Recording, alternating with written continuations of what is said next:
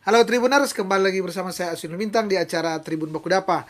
Dan kali ini edisi perdana pasca Piala Dunia selesai ya. Kita akan mengulas soal Piala Dunia 2022 ya, gimana meriahnya, euforianya, heroiknya kata banyak orang ya, heroiknya dan dramatisnya ya akan final Piala Dunia, dan tentu bagaimana sih sebenarnya Piala Dunia ini yang tentu ada yang bilang bahwa Piala Dunia kali ini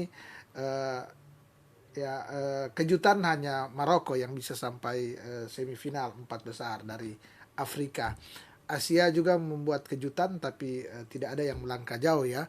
Tapi saya kira banyak pengamat juga ya setelah partai final yang mengatakan bahwa ini adalah Piala Dunia terbaik, Piala Dunia yang mungkin paling banyak penontonnya, banyak momen-momen yang akan dikenang untuk waktu yang lama. Dan tentu saat ini tidak ada salahnya kita bincang-bincang, dan saya sudah mengundang akan pengamat sepak bola Sulawesi Utara dan juga jurnalis senior Bung Rara Menuksa Makagiansar untuk bincang-bincang. Tapi seperti biasa Bung Ram, seperti saya sudah menyebut nama Burang, tapi saya beri kesempatan untuk memperkenalkan diri, kemudian kita bincang soal Piala Dunia 2002, sejarah dan mitos ya. Silakan. Ya, terima kasih Bung Aswin, salam olahraga. Saya Rama Kegiansar sebagai pemerhati sepak bola dan juga masih sebagai jurnalis yang lebih banyak berkecimpung juga di olahraga, dan pada saat ini akan berbincang dengan Bung Aswin. Luar biasa ini Bung Aswin. Ya. Salam olahraga. Salam olahraga. Bung Rang, ini sekali lagi menarik ya. Ini adalah Piala Dunia pertama di Timur Tengah. Piala Dunia di Padang Pasir ya. Padang Pasir, sehingga saya kira menarik dan sangat mewah, baik pembukaannya maupun pasca final ya, momentumnya saya kira sangat mewah, kelihatan permainan lampu-lampunya sangat mewah. Dan dunia mengakui bahwa ini, ada yang mengklaim bahwa Piala Dunia 2022 adalah Piala Dunia terbaik sepanjang masa, artinya sampai 2022 ini.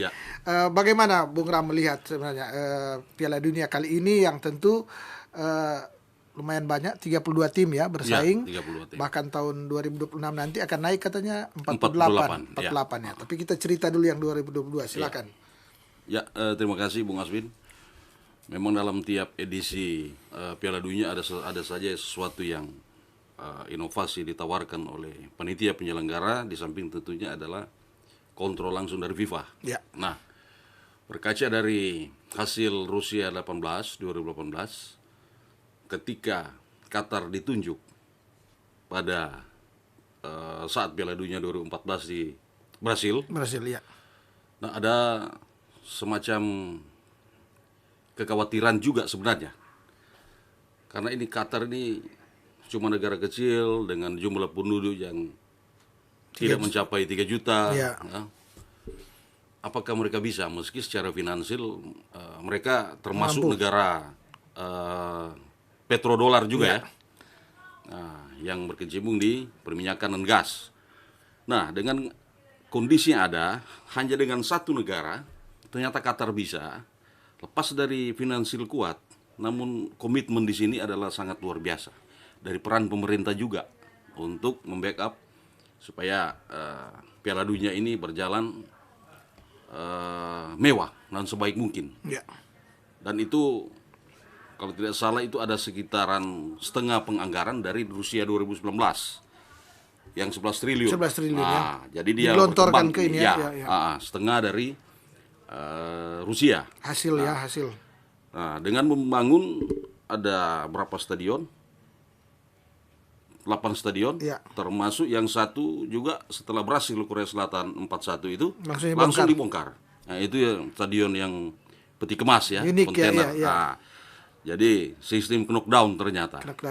Nah, selain itu membangun kondisi-kondisi infrastruktur stadionnya ada, dihubungkan dengan 1 jam perjalanan saja karena wilayah tidak terlalu besar. Qatar terlihat hebat, justru karena kecilnya Qatar terlihat hebat, sehingga ketika kita melihat penutupan baru-baru ini pasca Argentina juara, baru kali ini mungkin kita melihat di atas stadion ini, ikonik Lusail Stadium ini, lampu-lampu yang sangat luar biasa. Laser lampu itu sangat luar biasa. Sangat mewah. Sangat mewah. Jadi stadion yang ada seperti hotel mini, bar terlalu banyak, di samping tentunya fasilitasnya ada, kesehatan dan lain-lain sebagainya. Ada juga room privat dari itu kalangan emir, emir dari Arab. Jadi begitu mewah dan luar biasa. Dan satu hal yang patut bahwa Qatar ini negara Arab yang begitu welcome terhadap semua. Buktinya sampai Argentina juara kita tidak mendengar ada hal-hal yang keluhan hampir tidak ada keluhan tidak ada keluhan.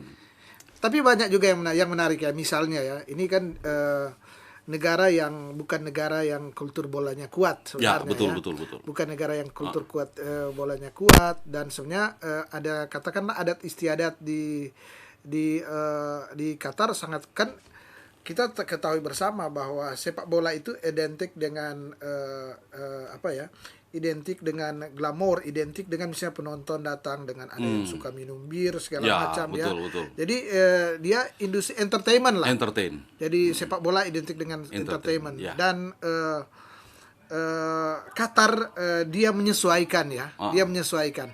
Ada daerah-daerah pelarangan misalnya minum bir dan segala macam, tapi dia juga mengetahui bahwa ini adalah bagian dari entertain bola dan ini bagian dari bisnis bola, sehingga itu yang dikatakan Bung Ram tadi bahwa hampir tidak ada keluhan.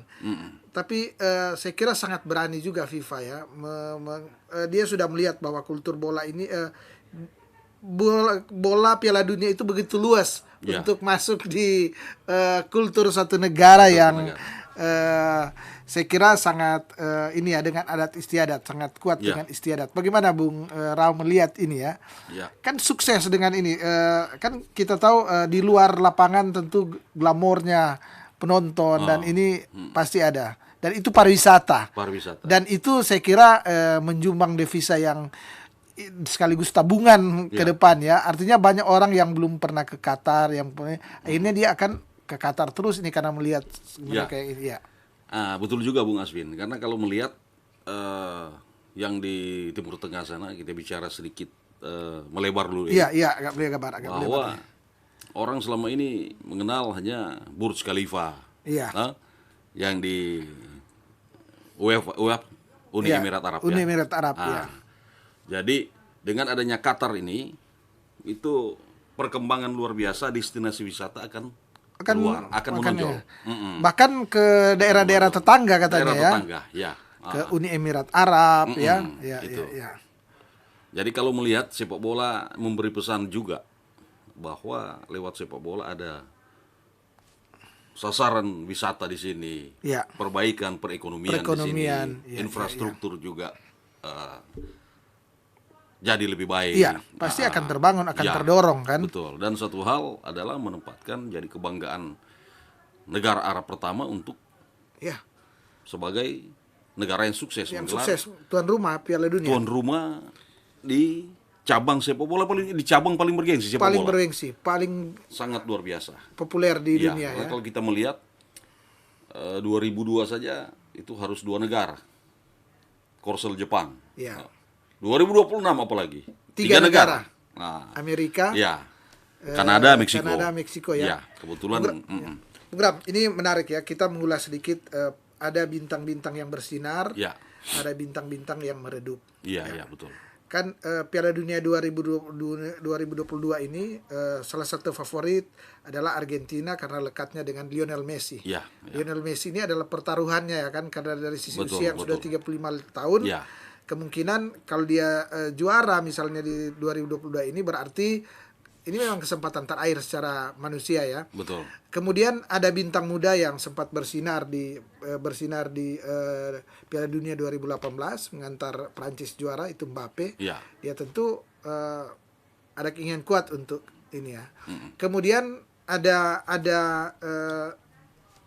persaingan ya. Kan kita tahu bersama bahwa di beberapa dekade ini 8 sampai 16 tahun ini persaingan antara Lionel Messi dan Cristiano Ronaldo, persaingan individual ini selalu meramaikan akan ini. Bahkan di beberapa Piala Dunia itu selalu menjadi cerita hebat, dan ini tentu ada sisi bisnisnya. Kemudian ini dimanfaatkan oleh FIFA, dan kita melihat bahwa Lionel Messi faktanya berhasil dan Cristiano Ronaldo harus diakui melempem di ini ya. Betul. Kemudian Maroko dengan melahirkan bintang-bintang sepak bola yang baru ya. Kemudian Asia juga, walaupun Jepang dan Koreanya di babak 16 besar, tapi melahirkan juga bintang-bintang yang baru yang saya kira nanti akan meramaikan panggung sepak bola di benua biru yang kita tahu peradaban sepak bolanya paling maju. Dan banyak lagi bintang-bintang lain. Bagaimana Bung Ram melihat ya akan bintang-bintang yang lahir dari Piala Dunia dan bahkan lebih bersinar lagi di Piala Dunia, gimana ke depan? Kalau kita bicara berarti Piala Dunia dari mulai sekarang sampai ke depan, berarti kita melihat juga faktor usia ya. Usia yang ada. Nah, seperti Mbappe ini ketika dia dinobatkan sebagai top skor, 2 hari lalu dia masih 8 gol dalam 7 laga, 23 tahun. Pada hari ini 20 dia genap 24 tahun. 24 tahun, Dengan kondisi yang masih muda, Mbappe telah meraih segala-galanya, hanya perlu ada catatan tersendiri buat Mbappe seorang. Kenapa? Karena ini berhubungan juga dengan pemain muda yang tiba-tiba sudah menjadi besar, maka egonya mulai muncul. Egonya mulai muncul, dan ini menjadi bom waktu yang akan tantangan harus dieliminir, khususnya bagi Mbappe, seniornya Messi, senior juga Neymar di PSG. Ini akan sangat menjadi perhatian serius buat Nasser Al-Khelaifi sebagai owner pemilik pemain top ini ya, maupun Christophe Galtier. Kenapa itu harus ada? Kebetulan juga pelatih ini orang Prancis, untuk supaya orang lebih menghormati ini pelatihnya. Nah, dihubungkan dengan ke depan, Mbappe dengan usia yang masih 24 tahun ini, di 4 tahun depan juga akan lebih matang. Namun akan sangat berbahaya ketika dalam usia muda sudah meraih ketenaran dan lain sebagainya. Justru ini akan menjadi bumerang buat Mbappe seorang. Karena Wayne Rooney saja baru bicara, Dani Alves baru bicara bahwa secara teknis Mbappe mungkin sudah dalam level dunia terbaik, tapi secara mental dan kepribadian dia harus menghormati Messi sebagai pemain yang sangat luar biasa. Ini Rooney dalam 23 tahun dia telah meraih 4 Ballon d'Or, sementara Mbappe baru mencapai 23 tahun, 24 ini belum pernah Ballon d'Or. Jadi harus ada menghormati senioritas yang ada. Artinya sepak bola bukan hanya soal skill, tapi soal juga panutan di lapangan kebintangan, kerendahan hati. Itu yang perlu ada. Ya, betul. Karena kalau melihat juga Messi, sejujurnya kenapa dia diberkati? Pembawaannya rendah hati, tidak meledak-ledak tidak terlalu neko-neko. Dengan fakta yang ada, kalau melihat sebenarnya Messi dan ini sudah dalam kondisi yang tidak nyaman di PSG. 4 hari sebelum final, Nasser Al-Khelaifi masih menyebut bahwa Messi masih akan bertahan karena masa kontraknya tahun depan habis di PSG. Begitu final, statement baru keluar bahwa Messi mau bertahan silakan, Messi mau keluar juga silakan. Karena mereka melihat faktor usia juga. Faktor usia, Secara ketenaran, kemasyhuran sudah memilih Messi, tapi mereka sepertinya akan mengelus Mbappe ini. Karena untuk prospek jangka panjang Nah, begitu juga di Argentina. Selain itu ada Julian Alvarez, pemain muda yang sudah mulai matang. Nah, dia terpacu dengan adanya Erling Haaland di Manchester City. Jadi otomatis dia akan terpacu. Nah, dengan pembuktian 4 gol di Qatar 2022, pemain-pemain muda ini akan lebih berbahaya. Ya. Khususnya yang menonjol di partai-partai puncak. Partai puncak ya. Ya, partai puncak. Bung Ram, ini kan menarik di Brasil ada Neymar dengan usia kalau tidak salah 30 tahun. 30 tahun jadi di Piala Dunia depan kalau fisiknya seperti Messi saya kira dia masih bisa 34 tahun karena ya 30 tahun yang memang ironisnya memang sepanjang ini diharapkan oleh Pele, diharapkan oleh senior-seniornya membawa Brasil ke ini. Tapi belum tercapai. Belum tercapai. Tapi Pele mengatakan bahwa dengan pencapaiannya yang memecahkan rekor Pele dalam jumlah gol ya untuk mempersembahkan untuk Brasil, dia mengatakan bahwa ini orang yang pemain yang menginspirasi orang, Neymar. Artinya memang pemain yang perlu juga diapresiasi. Hanya belum beruntung aja di Piala Dunia. Betul. Kemudian kita melihat bahwa Inggris tetap dengan ini kita bicara karena ada mitosnya kan di ini teh. Betul. Inggris ya belum keluar dari kutukan ya, di kutukan tahun 66 ya, tahun 66. Argentina keluar dari kutukan gol tangan Tuhan setelah Diego Armando Maradona meninggal. Dia mendapatkan putus kutukannya, dia jadi juara ya, menjadi juara. Dan banyak hal lagi. Belanda tetap juara tanpa mahkota ya. Sempat menarik perhatian dunia juga ya, perhatian dunia. Dan orang mungkin sebelum Piala Dunia ada yang merasa misalnya akan kurang menarik event 4 tahunan ini karena Italia salah satu juara Piala Eropa, tapi tidak bisa bermain di Piala Dunia sehingga ada banyak fans yang tentu merasa bahwa Piala Dunia kali ini kurang lengkap. Tapi fakta berbicara bahwa Piala Dunia ini khususnya final dikatakan bahwa final paling ideal dan terbaik sepanjang masa. Dan drama heroiknya yang dimainkan ini diakui kan kita melihat bahwa apalagi final 2014 hanya 1 gol ya. Jerman Argentina hanya 1 gol. Sebelumnya hanya 1-2 gol yang tercipta. Ini luar biasa. Dalam 120 menit tercipta 6 gol ya. Dalam 6 gol kemudian diakhiri dengan penalti. Dan banyak orang mengatakan bahwa ini penalti memang paling adil untuk menentukan kedua tim ini karena apa? Tidak ada pilihan lagi loh. Tidak ada pilihan di 120 menit ini memang kedua tim sudah bermain dengan luar biasa. Sudah bermain dengan luar biasa sehingga mungkin FIFA juga bersyukur selain bosnya PSG yang bersyukur FIFA karena tentu ke depan akan membuat Piala Dunia ini masih menarik. Tadi di awal dikatakan ya, Bung Ram mengatakan kita tidak bisa membayangkan apabila Kroasia dan Maroko bukan mengecilkan, tapi di bisnis kan selalu ada ini.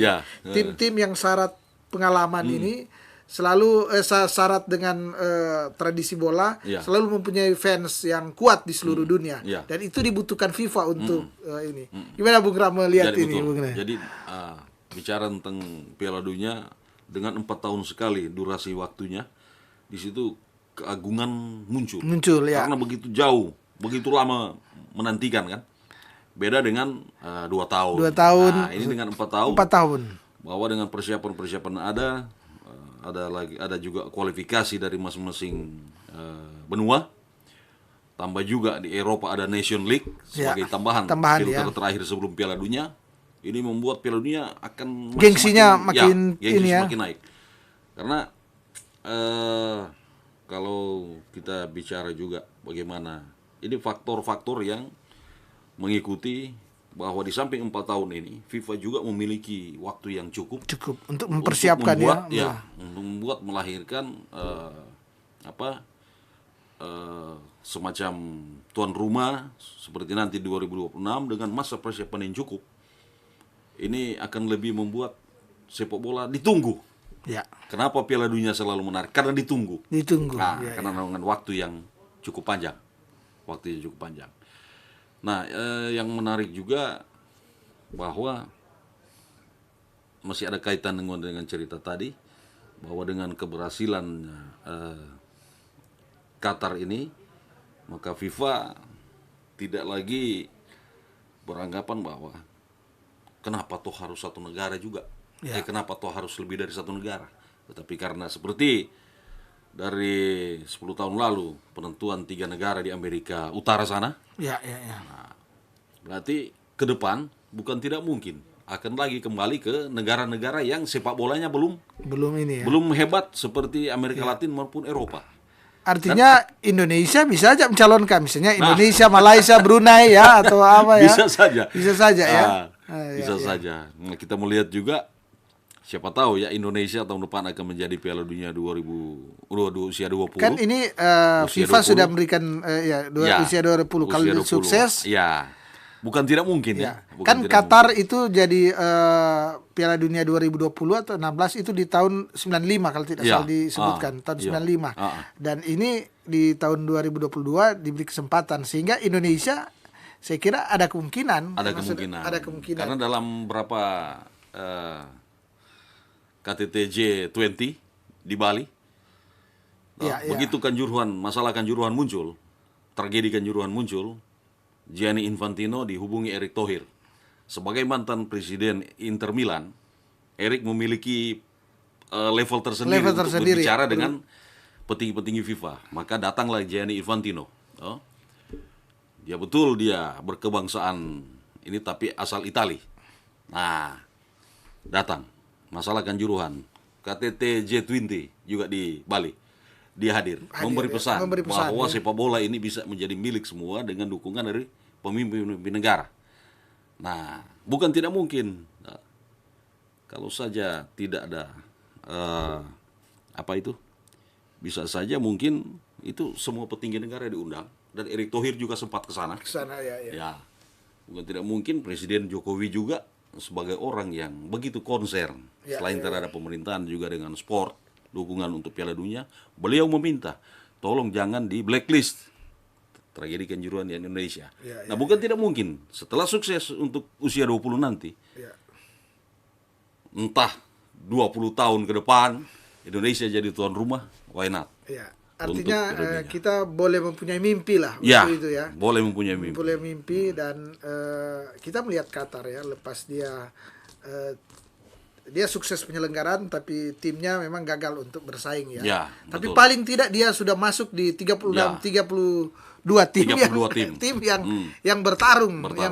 Dan dia juga kalah ya, artinya bukan dengan gol-gol yang banyak, artinya sudah menunjukkan bahwa dia juga siap. Betul. Hanya mungkin secara psikologi saja kan. Betul. Dia juga ada modal Piala Asia. Ada juara Piala Asia ya. 2019. Iya. Dan saya kira memberi juga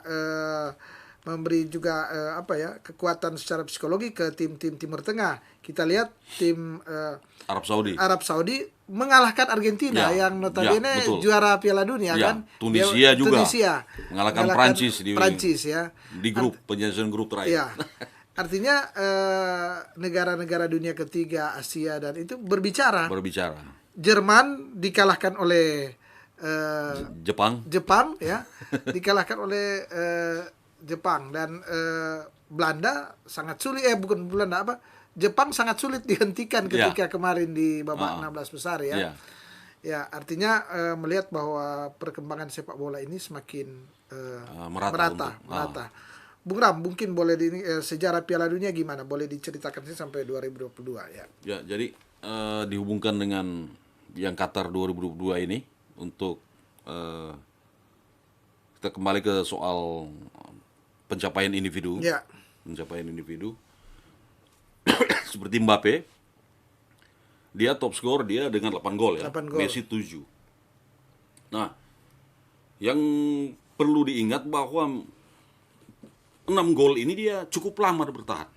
Sebelum dia dari 78 sampai 98, 6 gol. Sebelum dipecahkan Ronaldo Brasil ketika juara Piala Dunia Korea Jepang menjadi 8 gol. Nah, setelah itu dia balik lagi. Nah, sekarang dia mencapai 8 gol. Nah, ini akan bertahan cukup lama karena mengingat dalam event Piala Dunia akan sangat susah. Benar Jas Fontaine Prancis 13 gol di 58 Swedia ketika berhasil juara. Tapi kompetisinya belum seketat sekarang. Betul, belum seketat sekarang. Nah, jadi untuk mencapai jumlah gol demikian memang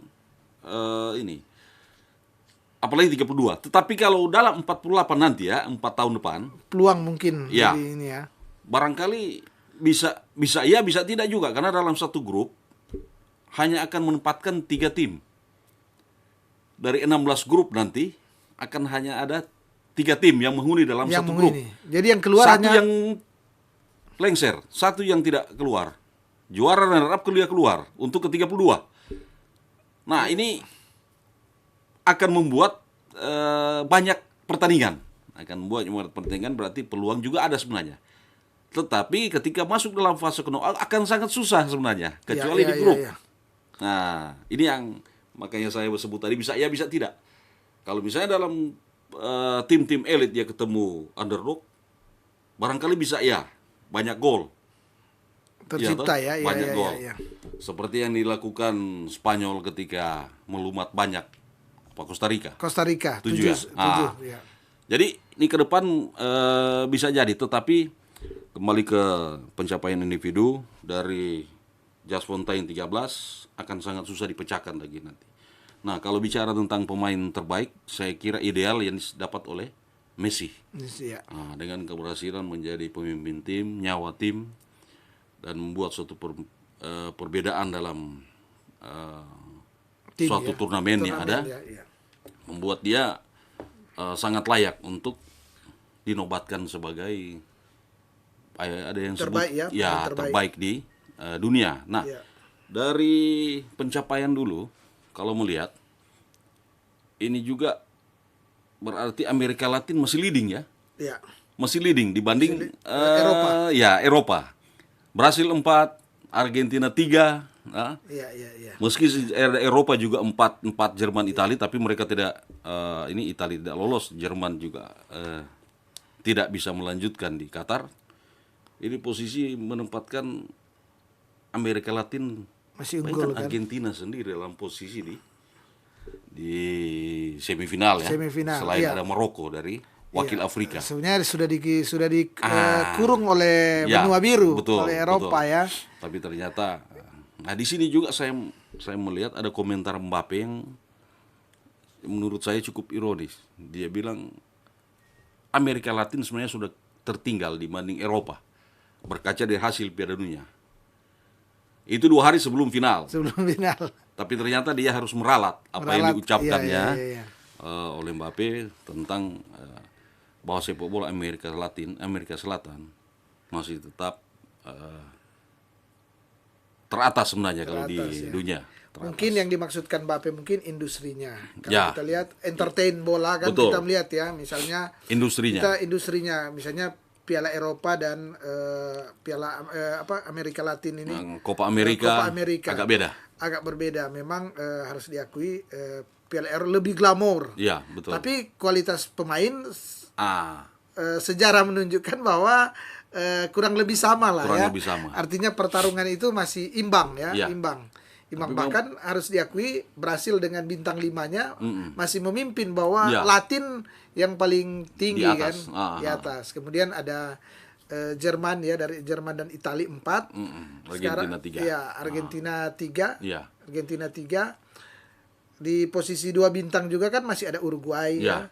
Masih ada Uruguay dari Latin. Prancis, kemudian Prancis ya. 2, Spanyol mungkin atau Spanyol 1. Ya, Spanyol 1, Inggris 1 ya. Iya, Inggris 1. Saya kira ini dari memang ada fakta yang ada impian mungkin banyak orang bahwa suatu saat di final Piala Dunia ada tim yang bukan kultur bola seperti Maroko misalnya, kemudian mungkin boleh bertarung dan menjadi jawara. Ada impian kan, bukan tidak mungkin. Iya, ada impian demikian. Tapi tadi Bung Ram juga mengatakan ini apabila ada 2 tim yang bukan kultur bola kemudian dia bertarung, yang diragukan itu adalah sisi bisnisnya. Dari sisi bisnis apakah akan menyedot penonton luar biasa atau tidak ya. Betul. Karena ini juga bagian dari strategi bagaimana untuk agar supaya Piala Dunia ini memang tetap dianggap besar. Iya. Karena kalau begitu masuk Piala Dunia ini kan ada kalau dalam sepak bola ada istilah match fee ya. Match fee. Jadi sebelum bermain sudah dapat jatah. Dapat jatah. Nah, tim-tim Piala Dunia ini kan semua sudah dapat. Ya. Nah, itu yang FIFA harus kemas untuk menjadi sebuah ladang bisnis komersil. Paling ini adalah TV right, di samping itu abort yang pinggir lapangan. Itu nilai jualnya begitu tinggi. Ya. Nilainya begitu tinggi. Makanya dari penyisian 16 uangnya itu tentu meningkat 16, ya. 8 sampai karena ternyata masuk aja di putaran final ya. Sudah dapat match fee. Ya, itu yang luar biasa besar. Makanya sisi bisnis ini yang tidak bisa ditinggalkan oleh FIFA. Nah, mulai dari Joao Havelange, presiden FIFA orang Brasil, begitu Sepp Blatter juga, dan Infantino yang terakhir ini, tentunya ada banyak yang inovasi yang dilakukan oleh FIFA. Nah, tetapi untuk 48 tim tahun depan, 4 tahun depan nanti, 4 tahun depan, ini menarik. Mereka akan kaji dalam pertemuan juga. Mereka akan kaji dalam pertemuan sebagaimana diajarkan Infantino. Karena dengan 48 tim ini, kota yang terbanyak itu kan nanti ada di Amerika dengan 11 kota. Sementara 3 kota yang ada di Meksiko, 2 kota yang ada di Kanada. Berarti 2 kota berarti otomatis dengan stadionnya. Otomatis dengan stadionnya. Karena seperti yang saya sebut tadi, 48 tim, kalau toh misalnya mereka akan menjadi peserta, ini harus disesuaikan juga dengan kualitas yang ada. Berarti Indonesia punya kesempatan. Kalau otomatis 4 tahun depan itu Asia sudah jadi 5 tim ya. Jadi 5 tim. Nah, kalau ini kan sekarang jadi 5 karena Qatar tuan rumah. Ya. 4 tahun depan otomatis jadi 5. Nah, ini peluang-peluang yang hanya Australia kan masuk dengan kita. Ya, harus dilihat, dan FIFA juga melihat ini. Jangan sampai seperti Bung Aswin bilang betul. Tadi Qatar juga tidak kalah menyolok amat waktu Asia tidak. Nah, ini juga mereka harus perhitungkan. Supaya sepak bolanya memiliki magis tersendiri. Ya, benar, saya kira menarik ya. Seperti dikatakan di awal, Piala Dunia 2022 ini sudah selesai, Qatar 2022 ini sudah selesai, dan sangat menarik ya. Sangat menarik. Mungkin ke depan akan keluar berapa sih keuntungan dari FIFA, berapa hasil yang didapat ya, berapa hasil yang didapat ketika menggelar putaran final Piala Dunia. Dari 32 tim yang ada, dan ada 5, dikatakan tadi Bung Ram tadi, ada 5 wakil Asia yang ikut bertarung, karena ada Qatar ya, sehingga ada 5. Kemudian esensinya mungkin 4 karena ada Australia ya, dari benua Australia yang dan Australia sebagai wakil dari Asia juga cukup merepotkan karena dia hanya kalah dari Argentina yang notabene menjadi juara. Dia kalah, sehingga boleh dikata bahwa kualitas dari Australia sudah cukup mumpuni ya untuk ikut bertarung. Dan Bung Ram, ini mungkin saya ingin bertanya terakhir tadi soal sejarah, sudah mitos-mitos yang terjadi. Ini bagaimana Bung Ram melihat di 2026 nanti? Tadi sudah disentil bahwa ada 48 tim ya. Ada 48 tim, berarti kalau dia 48 mungkin dia dari 48 baru 32, baru 6, lebih panjang. Betul, lebih panjang. Waktunya ini aja sebulan ya. Kurang lebih sebulan. Ini akan memakan waktu bisa sebulan lebih sepertinya. Bisa sebulan lebih, dan kita sudah melihat setiap Piala Dunia euforia Indonesia. Itu bilang Indonesia timnya tidak masuk putaran final, tapi masyarakatnya penikmat bola banyak. Dan kita sudah melihat bahwa secara industri di Indonesia sebenarnya luar biasa, sehingga itu yang juga kita berdua tadi mengatakan bahwa gimana kalau kapan Indonesia itu menjadi tuan rumah. Karena kita bukan tuan rumah sekarang, ada pendukung Prancis, Brasil, Inggris, ada artinya masyarakat Indonesia memang haus hiburan dan sangat menggandrungi bola. Betul. Hanya yang belum adalah mungkin prestasinya. Tapi industri sepak bola itu di Indonesia sebenarnya mudah dijalankan. Gimana Bung Ram melihat peluang kita ya, peluang Indonesia untuk masuk dalam, karena pemerintah juga harus sadar bahwa apabila tim kita masuk di Piala Dunia, maka bisnis sepak bola di Indonesia akan terangkat, dan itu akan mengangkat perekonomian bangsa juga. Ya. Betul. Kan? Ya. Kalau melihat untuk potensi sebenarnya ke depan ke Indonesia, kenapa ini jadi semacam ironi ketika kita mendengar dulu itu ada era Ramang dan lain sebagainya sampai di Olimpiade ya, dengan 2 kali pertemuan, meski pertama 0-0 lantas kedua menghadapi Uni Soviet waktu itu kalah 4-0 dengan kiper legendarisnya Lev Yashin. Tapi katanya belum memakai Indonesia, Hindia Belanda. Hindia Belanda. Tapi perkembangan yang ada menunjukkan sepak bola kita ternyata bukan naik, malah turun. Nah, mungkin ini kompleks sifatnya, bahwa ketika kita bicara tentang sepak bola, berarti kan Indonesia berarti mewakili yang ada di potensi atau sepak bola yang tradisi sepak bola yang ada di masing-masing pulau ya, dari Sabang sampai Merauke. Nah, begitu banyak kompetisi yang ada, tetapi pemain-pemainnya tidak bisa terakomodir juga masuk dalam liga dan lain sebagainya, tambah juga banyak masalah dalam yang terjadi di PSSI. Nah, ini banyak faktor non teknis ya. Ya, non teknis ini yang begitu kuat sehingga politik juga mungkin masih kuat masuk ke dalam. Ya, betul. Ada intervensi yang di luar sepak bola masuk ke dalam, sehingga PSSI sepertinya hanya puas ketika mereka menggelar ini kompetisi dalam negeri, tapi menciptakan satu tim elit untuk keluar ini agak susah. Sebenarnya program dulu Primavera Neberit itu luar biasa. Hebat. Yang kita, ke Italia waktu itu ya. Ya, betul. Kita pernah memiliki tim Garuda 1 yang dilatih pelatih Brasil Joao Barbatana, 1 pemain Manado Dani Bolung, dan manajeri Pak Mangindaan.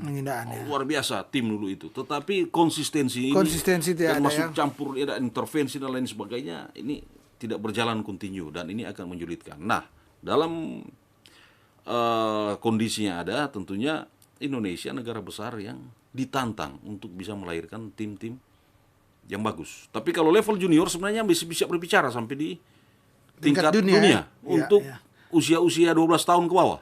Artinya kita putus di usia remaja ya, di 16, 18, 20. Ya, Indonesia tidak ada berkesinambungan. Ya, makanya ini adalah tantangan ketika Piala Dunia usia 20. Itulah cermin Indonesia bisa mampu tidak menggelar event dunia nanti. Setelah Piala Dunia usia 20, kita jangan bicara prestasi ya untuk nanti. Nah, jadi bicara tentang bagaimana menggelar dulu sehingga 2020 berarti timnas Indonesia usia 20 otomatis langsung bertanding kan? Langsung bertanding tanpa melalui kualifikasi. Nah, jadi tuan rumah dapat wild card, langsung masuk ikut pertandingan. Dan harapan kita makanya dengan adanya usia 20 ini Indonesia bisa menunjukkan ke dunia luar. FIFA mendukung karena melihat komitmen pemerintah, kepemimpinan Jokowi. Sekarang bagaimana ini menjadi magnet untuk masing-masing daerah, karena kalau di kita ini kebijakan juga pemerintah daerah akan menentukan prestasi.